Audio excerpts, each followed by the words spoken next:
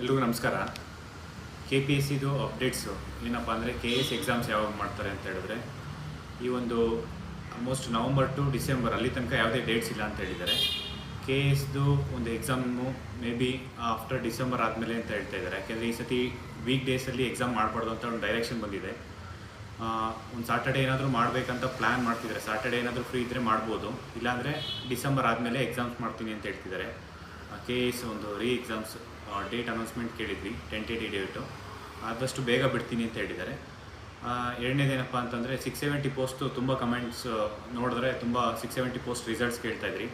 670 post last ನಾವು 1 month back ಹೋದಾಗೆ 1 ಮಂತಲ್ಲಿ ನಾವು ಎಲ್ಲ ರಿಸಲ್ಟ್ಸ್ ಮಾಡ್ತೀವಿ ಅಂತಲೇ ಹೇಳಿದರು.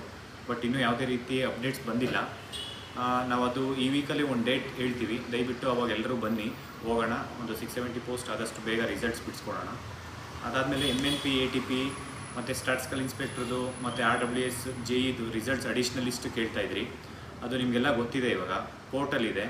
ಆ ಕೋರ್ಟಲ್ಲಿ ಒಂದು ಸ್ಟೇ ವೆಕೇಟ್ ಆಗಿದ್ದ ಕೂಡಲೇ ಮಾಡ್ತೀನಿ ಅಂತ ಹೇಳಿದ್ದಾರೆ. ಅದ್ರ ಜೊತೆ KPSCಲಿ ಏನಪ್ಪ ಅಂದರೆ DPR ಸೆಕ್ರೆಟ್ರಿ ರಣದೀಪ್ ಸರ್ದು ಆ ಕಡೆಯಿಂದ ಡೈರೆಕ್ಷನ್ ನಮಗೆ ಬರಬೇಕು. ಅಲ್ಲಿಂದ ಬಂದ ಕೂಡಲೇ ನಾವು ಎಲ್ಲ ರಿಸಲ್ಟ್ಸ್ ಬಿಡ್ತೀನಿ ಅಂತ ಹೇಳ್ತಿದ್ದಾರೆ KPSC ಸೆಕ್ರೆಟ್ರಿ. ಆದಷ್ಟು ಬೇಗ ನಾವು DPR ಸೆಕ್ರೆಟ್ರಿ ಮತ್ತು ಅದು ಕನ್ಸರ್ನ್ ಮಿನಿಸ್ಟರ್ ಅವ್ರ ಹತ್ರ ನಾವು ಭೇಟಿ ಮಾಡಿ ಆದಷ್ಟು ಬೇಗ ಈ ಒಂದು ಸ್ಟೇ ವೆಕೇಟ್ ಮಾಡಿಸಿ, ಇಲ್ಲ ಬೇಗ ರಿಸಲ್ಟ್ಸ್ ಬಿಡೋ ಒಂದು ಎಲ್ಲ ರೀತಿಯೂ ಹೋರಾಟ ಮಾಡೋಕ್ಕೆ ನಾವು ಮಾಡ್ತಿದ್ದೀವಿ. ಅದಾದಮೇಲೆ ಏನಪ್ಪ ರಿಸಲ್ಟ್ಸು CTI ರಿಸಲ್ಟ್ಸ್ ಕೇಳ್ತಾಯಿದ್ರಿ. CTI ರಿಸಲ್ಟ್ಸು ಆಲ್ಮೋಸ್ಟ್ ರೆಡಿ ಇದೆ. ನಾನ್ HKದು ಮೇ ಬಿ ಇವತ್ತು ನಾಳೆ ಅಂತ ಹೇಳ್ತಾ ಇದ್ದಾರೆ. ವಿತಿನ್ ಎ ವೀಕಲ್ಲಿ ಆ ಒಂದು ಇವತ್ತು ನಾಳೆ ಒಳಗಡೆ ಬರ್ಬೋದು CTI ರಿಸಲ್ಟ್ಸು. ದಯವಿಟ್ಟು ಎಲ್ಲರೂ ಪೇಷನ್ಸ್ ಆಗಿರಿ. ಯಾಕೆಂದರೆ ತುಂಬ ದಿನ ಆಯಿತು, ತುಂಬ ದಿನದಿಂದ HK ರಿಸಲ್ಟ್ ಬಿಟ್ಟಿದ್ದಾರೆ ಮತ್ತು ನಾನ್ HK ರಿಸಲ್ಟ್ ಬಿಟ್ಟಿಲ್ಲ. ನಾವು ಅದನ್ನು ಕೇಳಿದ್ದೀವಿ. ಆದಷ್ಟು ಬೇಗ ಇವತ್ತು ನಾಳೆ ರಿಸಲ್ಟ್ ಬಿಡ್ತೀನಿ ಅಂತ ಹೇಳ್ತಿದ್ದಾರೆ. ಅಕೌಂಟ್ ಅಸಿಸ್ಟೆಂಟ್ಸು ಮತ್ತು ಕೋಆಪರೇಟಿವ್ ಇನ್ಸ್ಪೆಕ್ಟ್ರದು ರಿಸಲ್ಟ್ಸ್ ಕೇಳಿದ್ವಿ. ಅದು 1:1 ರಿಸಲ್ಟು. ಅದು ಆಲ್ಮೋಸ್ಟು ಏನಪ್ಪ ಅಂದರೆ ಲಾಸ್ಟ್ ವೀಕೆ ರೆಡಿ ಇತ್ತು. ಅಕೌಂಟ್ ಅಸಿಸ್ಟೆಂಟ್ಸು ಮತ್ತು ಕೋಆಪರೇಟಿವ್ ಇನ್ಸ್ಪೆಕ್ಟ್ರ್ ರಿಸಲ್ಟ್ಸು ಆ್ಯಕ್ಚುಲಿ ಇವತ್ತು ಒಂದು 3 ಜನದ್ದು ಪೆಂಡಿಂಗ್ ಇತ್ತು. ಅದು ಎಲ್ಲ ಡಾಕ್ಯುಮೆಂಟ್ ವೆರಿಫಿಕೇಷನ್ ರೆಡಿ ಇದೆ. ಮತ್ತು ಲಿಸ್ಟ್ ಒಂದು ಸತಿ ರಿವೈಸ್ ಮಾಡಿಕೊಂಡು 1 ವೀಕ್ ಒಳಗಡೆ, 1 ವೀಕ್ ಅಂತೂ ಟೈಮ್ ಬೇಕಂತ ಹೇಳ್ತಿದ್ದಾರೆ. 1 ವೀಕಲ್ಲಿ ಅದು 2 ರಿಸಲ್ಟ್ಸು ಬಿಡ್ತೀನಿ ಅಂತ ಹೇಳ್ತಿದ್ದಾರೆ.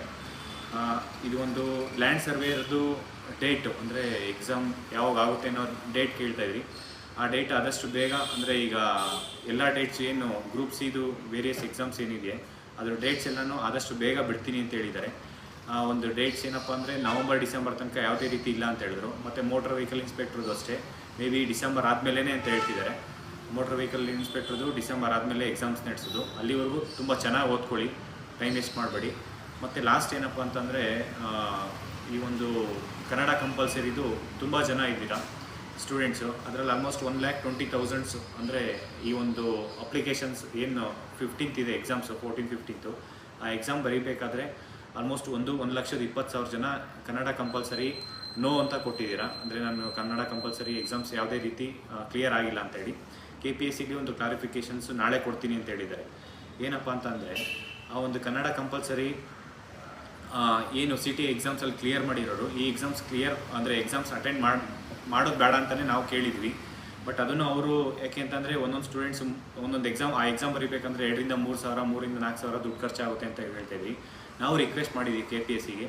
ಮತ್ತು ಅದರಲ್ಲಿ ಕೆಲವೊಂದು ಸಮಸ್ಯೆ ಅಂತಲೂ ಹೇಳಿದ್ರು. ಅಂದರೆ ಕೆಲವೊಂದು ನಾವೇನಪ್ಪ ಅಂದರೆ ಕನ್ನಡ ಕಂಪಲ್ಸರಿದು ಸರ್ಟಿಫಿಕೇಟ್ ಬಿಟ್ಟಿಲ್ಲ, ಬರೀ ಏನಂದರೆ ಆ ನಂಬರ್ಸ್ ಅಷ್ಟೇ ಬಿಟ್ಟಿದ್ದೀವಿ. ಆ ನಂಬರ್ಸ್ ಇಟ್ಕೊಂಡು ಕೆಲವೊಬ್ಬರು 0ನ 6 ಮಾಡ್ಕೊತಾರೆ, 6ನ 8 ಆ ಥರ ಸ್ಮಾಲ್ ಮಿಸ್ಟೇಕ್ಸ್ ಇರುತ್ತೆ ಆ ಥರ ಎಲ್ಲ ಅಂತ ಹೇಳ್ತಿದ್ರು.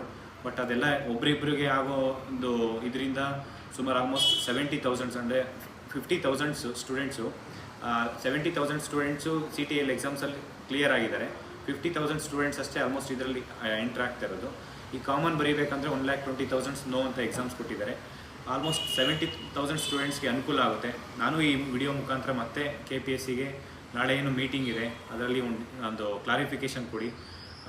ಆದಷ್ಟು ಸ್ಟೂಡೆಂಟ್ಸ್ಗೆ ಅನುಕೂಲ ಆಗೋ ರೀತಿ ಒಂದು 70,000 ಸ್ಟೂಡೆಂಟ್ಸ್ಗೆ ಈಗ ಟ್ರಾನ್ಸ್ಪೋರ್ಟೇಷನ್ ಇರ್ಬೋದು, ಎಕ್ಸ್ಪೆಂಡಿಚರ್ ತುಂಬ ಆಗ್ತಿದೆ, ಅವರಿಗೆ ಒಂದು ಅನುಕೂಲ ಆಗೋ ರೀತಿ ಒಂದು ನಾಳೆ ರಿಫಾರ್ಮ್ ಬರಬೇಕು ಅವರಿಗೆ.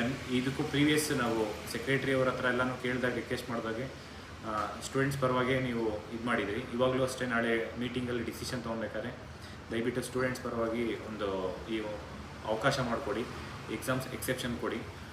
ಮತ್ತು ನಾಳೆ ಸ್ಟೂಡೆಂಟ್ಸ್ಗೆ ನಾಳೆ ಇಲ್ಲ, ನಾಳೆ ಸಂಜೆ ಇಲ್ಲ, ನಾಡಿದ್ದು 2 ದಿನದಲ್ಲಿ ಅವರು ಕ್ಲಾರಿಫಿಕೇಷನ್ ಕೊಡ್ತಾರೆ. ಅಲ್ಲಿವರೆಗೂ be patience and be ready for the next exams. Thank you so much. ನಮಸ್ಕಾರ.